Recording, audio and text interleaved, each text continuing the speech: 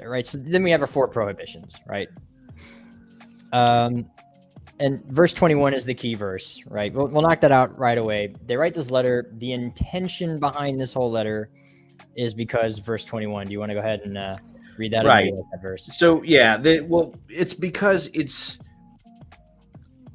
so obvious that this is the main point of the entire of everything that James says, right? It's literally in the statement itself. So you get the 4 prohibitions, right, James? He gives the 4 prohibitions. We'll go over those in a little bit. And he says, for or because, right? Because Moses from ancient generations has had in every city those who proclaim him, since he is read in all synagogues every Shabbat. Remember, we're talking about a response to what happened in chapter 13. What happens in chapter 13? We have Jews in the synagogue. You also have Gentiles in the synagogue.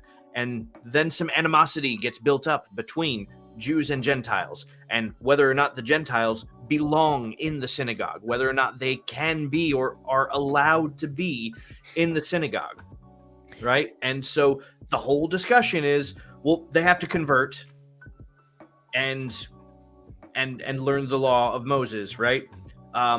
In order to be allowed into the synagogue. James essentially says, no. These 4 things, right, which is interesting. I think we should probably pull out Tractate Gerim also in reference to this.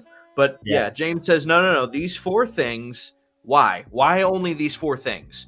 Well, because Moses is already taught in the synagogue every Sabbath, right? This whole point is so that they can be allowed in the synagogue. Do these 4 things, they can be allowed in the synagogue. They'll learn Torah as they go. The point is to get them into the synagogue. That's the whole point. James says it right there, plain as day.